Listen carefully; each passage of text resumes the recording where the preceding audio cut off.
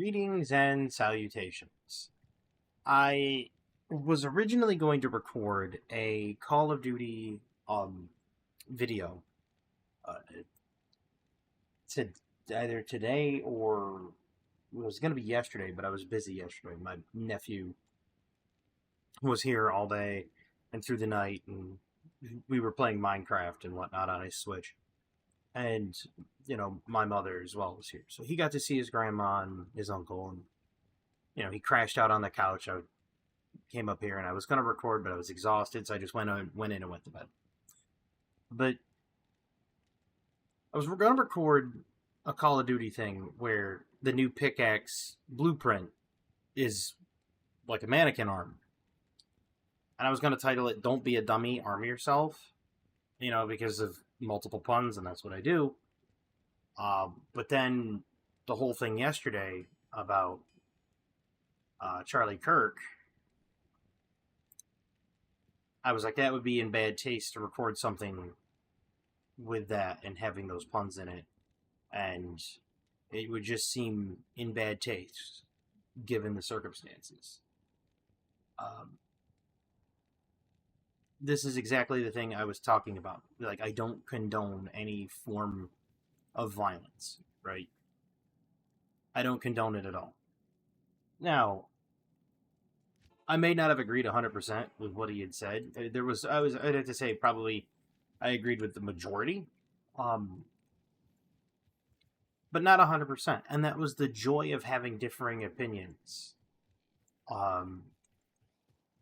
Like, having those differing opinions allows you to take a step back and say, you know what? Maybe I'm right about something. Maybe I'm wrong about something, and have that open dialogue, so to speak, right? And I am not hitting a single sacrifice. Look at that. Attack rating not working today. But no, on the things I did agree with him on. I agreed for the most part, and then I would say there was a small disagreement of, per se, nuance. For example, when it comes to like crime and punishment, for example, right? Now, I wasn't much of an avid listener because I rarely find the time to sit down and listen to podcasts or listen to open speeches or anything of the sort. But so I didn't know 100% of what his worldview was on, say, crime and punishment. And like, whereas my thing on crime and punishment, people tend to think I lean a little bit more draconic in the whole punishment ballpark. But it's like, I've always been a firm believer of let the punishment fit the crime. And people say, well, to what degree do you mean that? And it's like, well, okay, let me just give you, for instance. In many of the old world Arabic countries, if you were caught stealing and it wasn't to feed your family, for example, because in some degrees of certain Arab cultures, if you were feeding your family, it was justified because you were not allowed to let your family starve, etc. However, if you were stealing and you were caught stealing in certain Arabic old world Arabic places, they would just lop off your hand as punishment, because then you would only steal twice, right? And that's what I mean by let the punishment fit the crime. Now, a lot of people don't agree with that. A lot of people say that's too harsh. Okay, I mean, I'll agree to that. That is a bit too harsh. But I agree with there has to be a degree. I also agreed with the whole Japanese standpoint of hard labor. If somebody does a crime, put them to hard labor, give them a pickaxe, and say, I don't care what your 9 to 5 was, because you did this thing, you now have to show up here, and you now have to dig this foundation by hand. You don't get power tools or nothing. Here you go. Because what that does is that discourages that behavior again. And that's shown in the criminal recidivism rate of Japan. It has a lot to do with respect of property and respect of each other's property and just the respectful nature of Japan. But you also have last I knew, hard labor as a punishment, and being put to years of hard labor kind of has that effect on you of, hey, I don't want to do that. So this is why I was saying I don't know what his worldviews were on crime and punishment, but I'm sure I may have had a difference of opinion, and I had to give an example of why. He was more of a, yes, there has to be an equivocal, like, crime/punishment thing, but I'm sure that he was more lenient than I. The point I was getting at, to make it succinctly, is it's fine to have that differentiation of opinions, because it'll let you know that you might be on the same page in general, but you're just reading a different paragraph. If I had to give it that type of analogy, you're both reading the same page, but you're on a different paragraph, right? Now, I think it's a travesty. I think what happened was a travesty. I'm kind of concentrating on my game there a little bit, but I still think it's a travesty. I do. I don't think it should have happened. I think, given his nature of who he was, about encouraging anybody to come up and have that substantive discussion, and this is something I've always advocated for, is substantive discussion. Sit down and have that discussion. I have people that are centrists. I have people that are slightly left-leaning in my, how I would say, network of acquaintances. I can't even say circle of friends, because in my close-knit circle of friends, they're pretty much kind of just like me on most things. We're pretty well alike. And there's only two of them outside of me. So in my network of acquaintances, of people I talk to, there are some people that are left-leaning. There are some people that are centrists. There are some people that are libertarians that are just kind of like, whatever, I don't care. I have people that are hard right-leaning. I have people that are slightly right-leaning. And then you have people like me that say, well, what's the Constitution say? Okay, the Constitution says this. Okay, does that mean it defers to the state-level constitutions? Oh, it does? Oh, okay, so we're going to defer to the state-level constitutions. What does the state-level constitution say? Does it say to defer further? Oh, it does? Okay, let's defer further to the local governance. That's how I work. That's how I operate. And then it's along the lines of, does the local governance have a regulation or law against it? No? Okay, you can do it. Essentially. And to that degree, I think I would say I'm quite different than other people. But in that type of discussion, that's how I've always been. Been that kind of, just, people would say it's conservative because of the fact, they would say it's right-leaning conservative because of the fact that it's based on the Constitution. And it's like, why get away from it if it worked? It's worked for 200-something years. Why tear it apart now? Why mess with it? It literally becomes the whole, if it ain't broke, don't fix it. Right? And that's 100% the standpoint.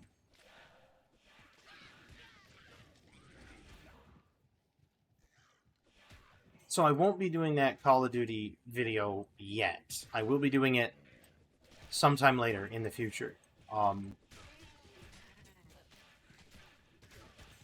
And so it's... Wow, that really works really well at killing Griswold. Wow. Wow. Alright, I was actually shocked that worked exceedingly well against Griswold. Thought for sure he was going to punch me once, I was going to get cursed, and then he was going to punch me again, and I was going to go in the dirt. No, I won't be. I won't be making that video yet. I'll be making it later. Uh, but that's exactly the thing. You know, people like to misconstrue things, and they say, "Well, oh, you know, you need an interpretation of the Constitution." No, you don't. It doesn't matter when it was written. Read it. Just read it. What's it say? Oh, it says this? Okay, do that. And the whole purpose of the Constitution was quite literally like um you just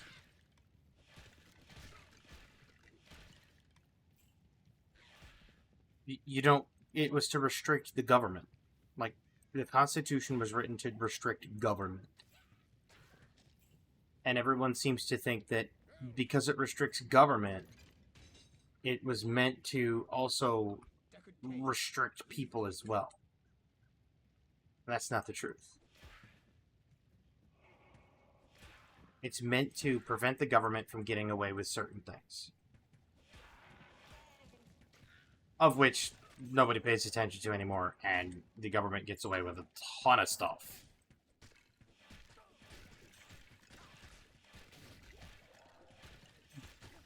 But I digress.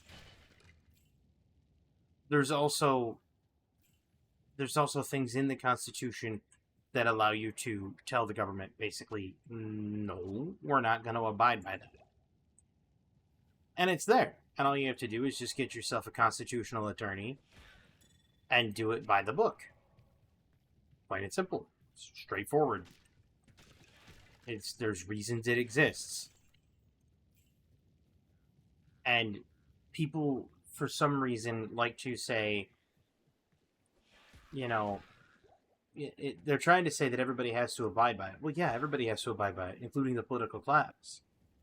It's just now the political class believes they're above it. They're not. They're just not. And it's like, it's just that the common people don't have the money to get the constitutional attorney to bring it to the Supreme Court. And that's the issue. It's the lack of funds that the everyday citizen has to bring it to the Supreme Court's attention and say, they're actually violating this. What you need some pro bono attorneys. You need some pro bono constitutional attorneys who sit there and go, yeah, you know what? They're right. I'll do it.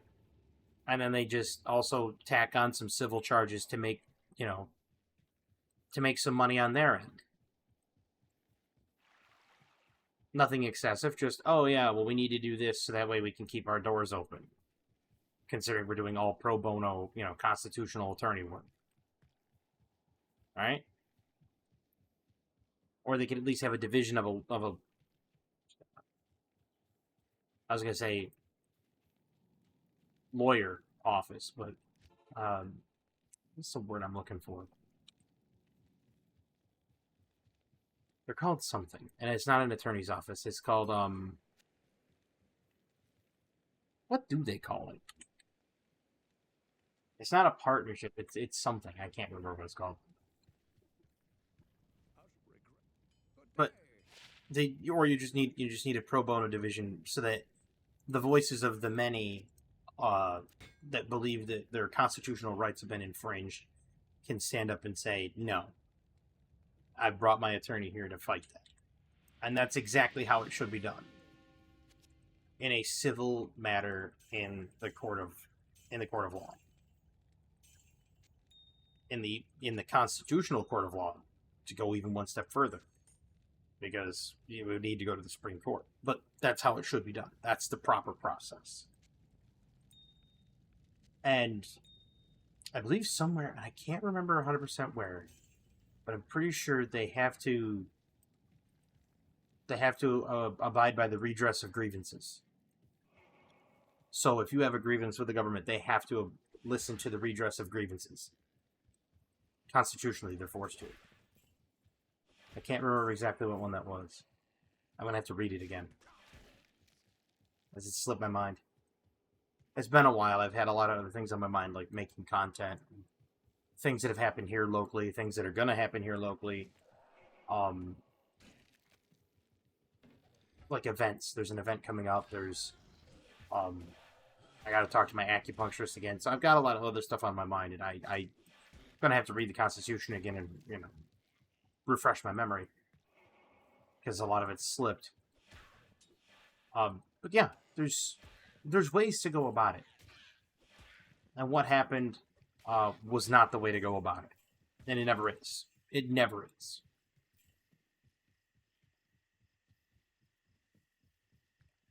I think it's going to. I think it's going to cause some problems, though. I really do, and that's not what needs to happen. I mean, honestly, I would say that people need to take the high road, but when you're looking at it from that perspective, there's not really a high road. But you just have to sit there and say, just don't advocate for it. That's not what it's about. It's about a conflict of ideas. It's about letting the best, not even the best idea. It's about having your opinion and idea heard, and then saying, you know what, I may or may not agree with that. That's it. That's it. And like like I said, I've had many of acquaintances on all political stripes, and I've had debates with many political people of all stripes, and I asked them how would they solve insert issue, and they would usually bring up the issue, right? I've had a few friends that would bring up an issue, and I said, okay, well, how would you resolve the issue if you were put in that position? Like, if you were put in a position to be able to resolve that issue, give me your floor plan on how to resolve it, right? And I'll see if it's a solid floor plan. I'll see if there's any challenges you'll run into. We can sit here and bounce ideas back and forth. We'll see if there's a middle ground. That's all it takes. Quite honestly, that's all it takes. More often than not, you'll come up with like I said, you're both on the same page, you're just reading the different paragraph, right? You might have skipped ahead later in the page going, I kind of like paragraph 3 over here, but he's going, but paragraph 1's an absolute thumper. Okay. So you're in different positions about the same topic. However, you're still on the same topic, just ever so slightly askew from one another. It's about, in this analogy, finding paragraph 2 and reading it.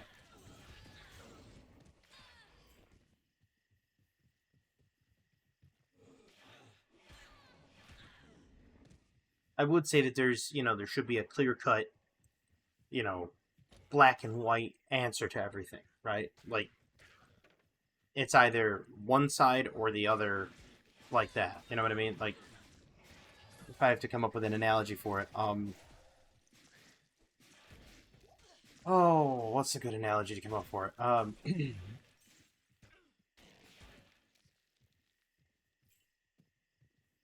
Like avocados. You either love them or you hate them when it comes to avocados. There's usually no real middle ground to avocados, if I had to give this an analogy. I'm saying that there's either one extreme or the other, yes or no answer, that kind of thing. And in most cases, all of life is not in that yes or no response. All of life is not in that, it is not in that series of polar extremes, right? It's not hot or cold. It's not yes or no. It's not black or white. It's not anything like that. The majority of life is always some variation of gradation along those lines. Almost like how you best like your toast, right? Some people like their toast burnt and super dark with a healthy amount of butter. I'm somebody on that regard. When I use one of my carb cheat days and I have a slice of toast, I don't even have a toaster anymore because our toaster died. But I throw some butter on it, slap it down in the old cast iron pan, let it get good and toasted, flip it over, let it get good and toasted on the other side, throw a little bit more butter on it. Gorgeous. Other people like their toast lightly toasted. Other people are somewhere right in the middle, where it's got to have enough integrity to hold whatever you're putting on it, like an egg, and then, that's pretty much everything in life. Everything has that gradation, except for one thing, and that is morality. It is either moral or immoral. That does have a polar extreme. But then you ask the question, moral by whose compass?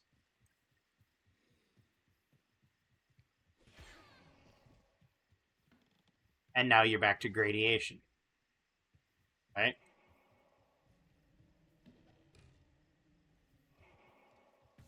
And that's what people need to understand. People need to understand that in the vastness that is life, you will rarely find things that are of an extreme. Most of the time, they are going to be some gradation among the perspective, the complete perspective. There's going to be some gradation amongst them. And that, I think, is the most resounding thing that people need to understand.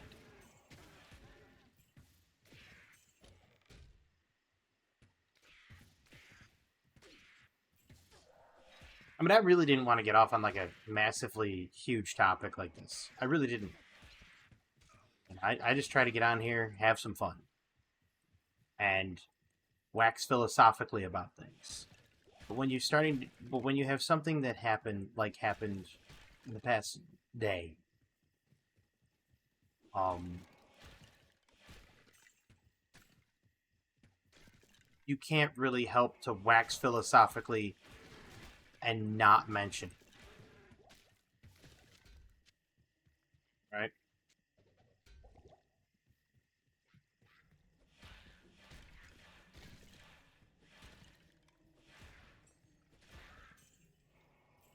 And people would say, "Well, are people entitled to their opinion?" You know, yeah, absolutely, they're entitled to their opinion, 100%, 100%. And I'm entitled to the opinion that there is some behavior out there that I find abhorrent, completely abhorrent behavior, and that is my opinion on them.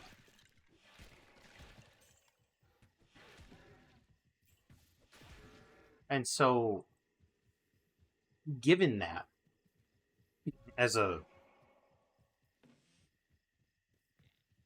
it's not even a metric, but given that as almost like a baseline, I have seen and heard some rather abhorrent things um, in the past, say, 27 to 36 hours, roughly 24 hours at the very least.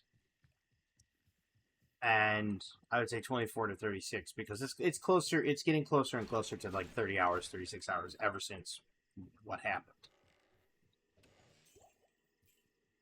And one thing I will say, and I will say this no matter what, is I have reverence for the dead.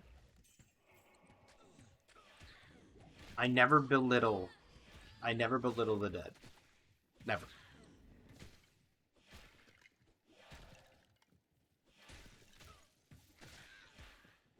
I will belittle improper coverage of certain things around them. I will belittle um, the media and how they act. I will belittle certain things surrounding it, but never the person themselves. For example, prime example, Charlton Heston. Charlton Heston, who was the, you know, big member of the NRA. I'm not a big NRA guy, never have been. I mean, I get, people have the Second Amendment. I get that, right? And that's perfectly fine if they want to, if you have the NRA and everything, but it's pretty much just a lobby. It's a lobbyist thing. And I think the Second Amendment does need to cover things like open, bearing arms of swords, for that matter.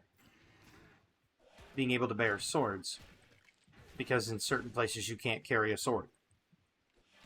Technically arms, so the right to bear arms shall not be abridged. Swords are arms. Therefore, they should just kind of expand it to cover that too. They don't. But then again, like, back to the whole Charlton Heston NRA thing. I've never been much of a Charlton Heston fan. Never have been. I mean, he died many years ago now. And when he passed, even though I never cared for him or the fact that he was basically just part of a lobbyist group, I never belittled him at all. Never made fun of it. Not one iota. I thought to myself, yeah, it's tragic.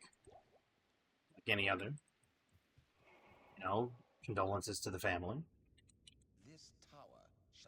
And I found what Jim Carrey had done in bad taste, because it wasn't even 8 hours after Charlton Heston's death that he belittled the man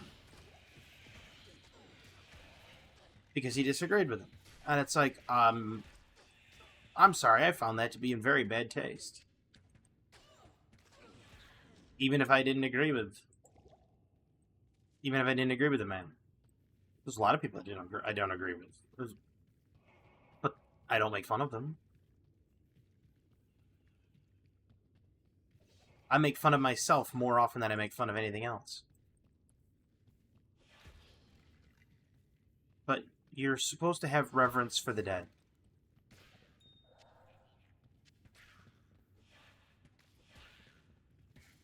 And people say, well, and they'll give you some extreme example, like, oh, even Charles Manson? Well, look, again, was he a little, crazy? Yeah, absolutely, he was a little crazy. But you do not speak ill of them when they are gone. You just don't. You don't agree what they did. You don't condone their actions. You admonish those actions and say, nope, that's completely villainous, don't do it. Right? That's wrong. But you never belittle them. It's not proper conduct. And a lot of people don't. I mean, I've heard people tell me that that's not the way to do it, and I've had people tell me I'm wrong. And again, they're free to have that opinion, but in my perspective, you just don't do it. That's not proper conduct. Because it sets a precedent that if you start belittling the dead, you're basically putting them on the same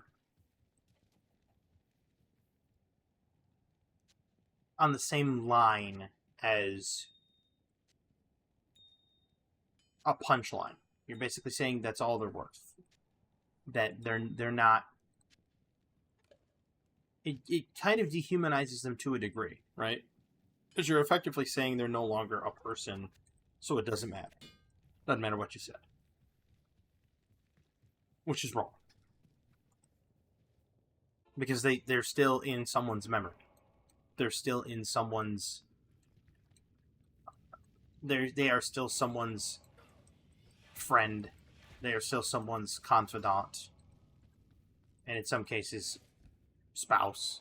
And in other cases, child. And in other cases, parent. They still exist in some capacity. So it's proper to hold reverence for them in the regard that while you may not have been, a big fan of theirs, or you may not have agreed with them, you still say, I know that there are people out there that person was the center of their entire world, of their entire life. That person was the center. And that, in that regard, you have to look at it and say, I understand that feeling.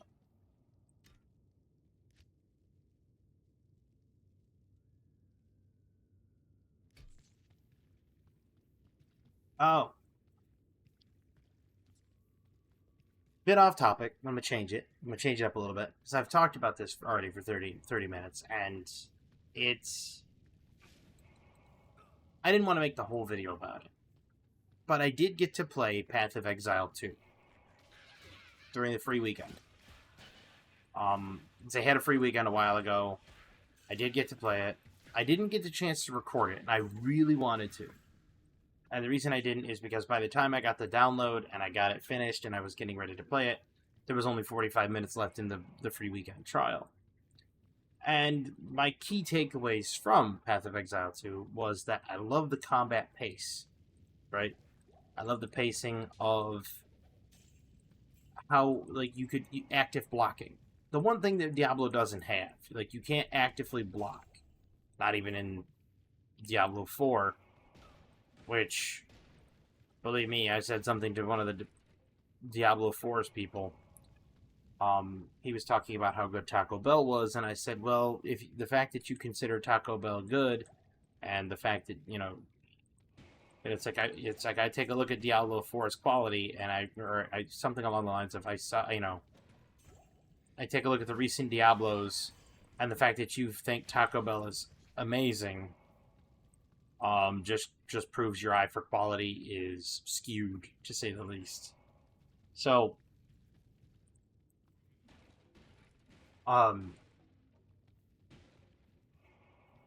because to me, Diablo 4 has become this, you know, Red Bull and Adderall fueled click fest, and it's not. To me, it's not appealing. It really isn't. Now, it might be that way for some people, and again, back to the whole gradation thing. Some people might really enjoy it. I don't. I think it's just absolute trash.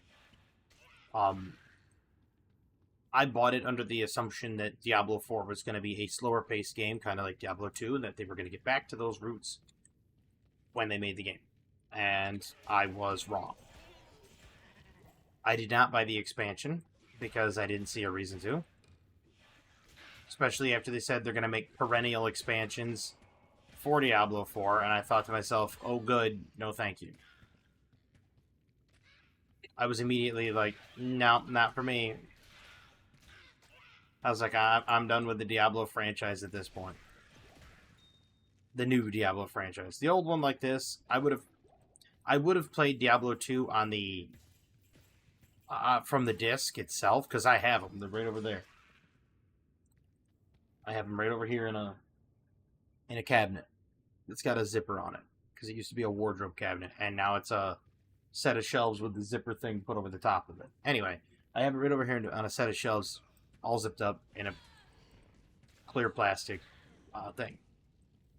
Now, let me say this. I don't have a disk drive in my PC, but if I did, I'd be playing the old Diablo 2 and not revisit it here. But because I don't have a disk drive, and I don't have a way to download it from, I did have a way to download it from Blizzard by then. I had already purchased this one, and I said, you know what, fine, whatever. I just settled for the current one that I have.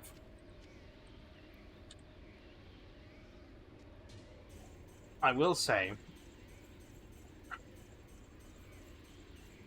that the Diablo 2, they didn't change much in Diablo 2. They did give, like,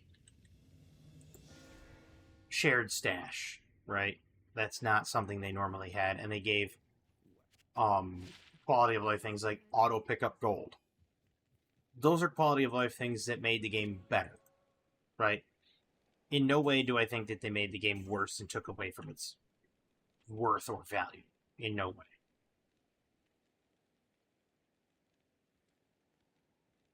But yet I still sit here. Ooh, I'm going to be yawning because I'm still tired. I sit here and I play this, and it's like, I played Diablo 3, right? I played Reaper of Souls, and I did not. Back when I played Diablo 3, I didn't see the issue in how Diablo 3 played, right? I made it to Inferno. I made it to the Act 2 Inferno wall. I almost made it through the Act 2 Inferno wall without buying any gear. And I say almost because by the time I got to that point, they started to nerf it and they started to change it so that it was easier to do. That being the case, no big deal, right? No big deal. I played it. It was a fun game because it felt slow paced back then. And then Reaper of Souls came out, and the pacing went out the window. And then everything was about, oh, you have to go do these greater rifts, and the greater rifts just you got to go faster because you're not going fast enough. And then it became about min-maxing, and then it was even further and more ridiculous. And then you had multiplicative damage on your sets, and the sets made the characters completely overpowered, and then you were always chasing that goalpost of, oh, I have to get just ever so slightly better gear, and they just kept ballooning the damage. And it became the Adderall-fueled, Red Bull-inspired, clickfest. And it lost me at that point. I mean, I had a friend that was just like, oh, as soon as you get your journey finished, or the 6 pieces or whatever, you can run Greater Rift 110. Okay, I finished the journey, I got my 6 pieces, I'm doing the exact same build they are, and I can't clear Greater Rift 70. And he's like, why not? Well, come into my Greater Rifts. So he comes into my Greater Rifts, and he starts seeing the Greater Rifts I get handed, and he's like, yeah, those are terrible. And I'm like, I just don't find this entertaining. So, when Diablo 4 came out, and I got into the beta, I was like, you know what? I decided I was going to play the beta, give it a try, see what I thought. So I played the beta, and I was like, I like the pace. It feels good. It's not too fast. It feels very much, true to form, back to Diablo 2. And Blizzard was like, we're going to make PvP fun and involving. We're going to make it so that it's slow. We're not going to make the multiplicative damage where you're doing billions of damage. They said all these fanciful things. And I thought, maybe they learned. Maybe they learned that Diablo 3 didn't go very well. People didn't like it. No. I thought wrong. Because the very first thing they did is people came in and they started min-maxing Wolf NATO Druid. And Blizzard was like, that's fine. Everybody went out to the PvP areas, and PvP was fun for a short time, and then PvP changed. Once people found out the fad of the month, Wolf Druid, Wolf NATO Druid, everybody was a Wolf NATO Druid. And they were just going in and farming all the cosmetics off the PvP area with very little resistance. And it was like, why not make it more about, actually having to worry about timing and how to, when to jump in against somebody. Nope. Not Wolf NATO Druid. Fly through, billions of damage, you're dead, haha, lol. And then they just take off, and they have all of your red stones and what they call them, blood shards, I think. Was it blood shards? I'm pretty sure it was blood shards. Anyway, they just take everything and run away, and then there you are, just, well, make your way back to your body and hopefully get more blood shards and then turn them in so that you can maybe get the cosmetic. And Wolf NATO Druid comes through and you're dead. And it's like, you had a chance, Blizzard. And you see, even in the first season of Diablo 4, you had Wolf NATO Druids putting up billions of damage, and it's like, so the things you said you weren't going to let happen are now happening. And it's like, someone explain to me why we're still doing this, why we're still playing it. And so it just got to the point where I was just done with Diablo 4. And then when they were talking about the whole, we need to they're going to bring out the whole spirit, whatever, I don't know what it's called. Spirit-born, spirit something class. I don't even know. They were going to bring it out, and I'm like, okay, so it's the monk meets this other class. And I was spot on. Good to see you. And I just kind of sat there, and I'm like, yeah, Blizzard's kind of lost the plot. And they didn't really change anything. They just kind of kept on with the same identity in the game, and I'm like, then they replaced Greater Rifts with Nightmare Dungeons. It's effectively the same thing.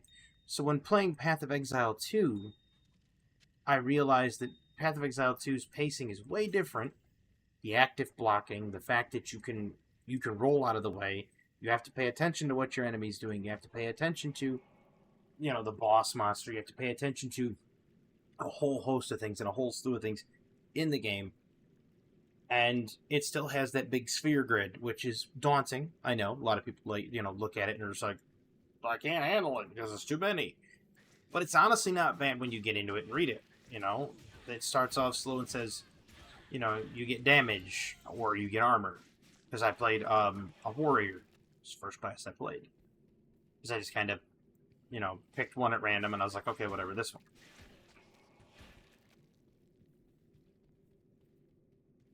And the game now has actual gold in it and not just a trading system for, scrolls of whatever. Which I like. And the way that I like the whole system, right? The whole system has changed in that game. And I find it to be very refreshing and just a fantastic game. And so, like I was saying, I just didn't find the time to effectively record. And I wished I had. I wished I had found the time to record Path of Exile 2, because I enjoyed it. I thoroughly enjoyed it. I thought it was fantastic. It was a great sequel to the original Path of Exile. 100%. And it's completely worthy. Completely worthy. When it comes out, and this is the thing that I think people are going to have a problem with, because they don't like the whole idea of a game that has microtransactions that give you a little bit of an edge. Now, I'm not going to purchase any microtransactions on Path. None. Absolutely none. Pardon. But the one thing I noticed is about Path of Exile is, so long as you're not just hoarding everything, you'll be fine. You will, honestly. But the game is just going to be so good for a free game, free to play. It's going to be phenomenal. I could not find one thing I did not like about it. And I only was able to play it for 45 minutes, like I said.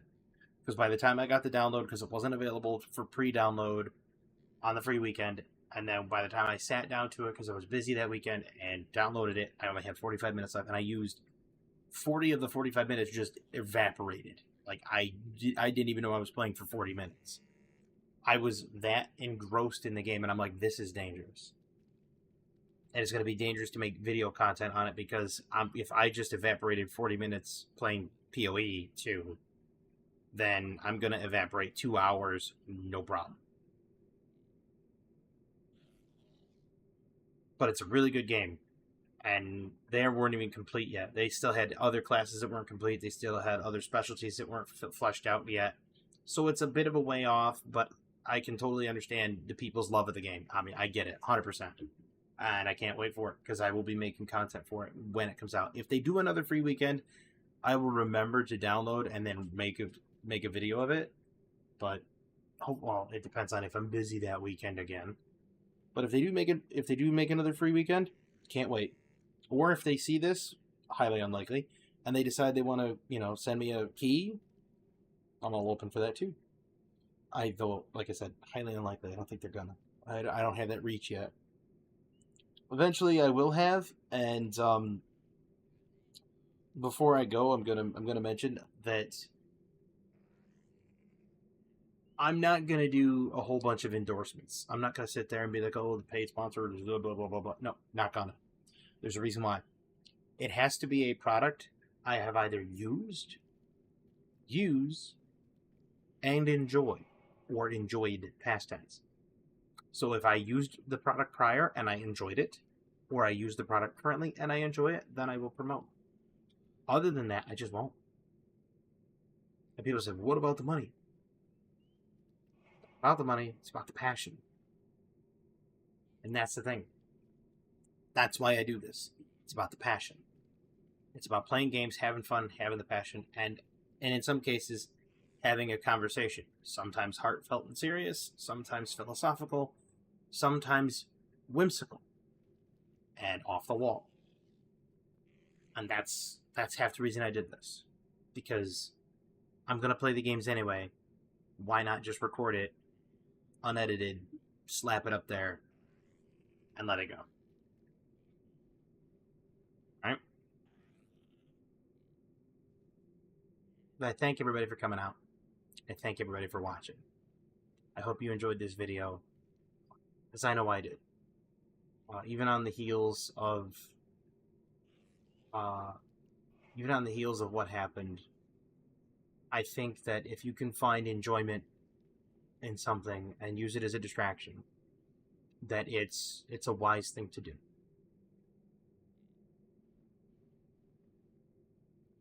I hope everybody stays safe. I really do. I hope everybody just appreciate what you have. You know what I mean? Appreciate the people around you. Appreciate what you have. Appreciate everything. Because you never know. You just never know. I think that's important.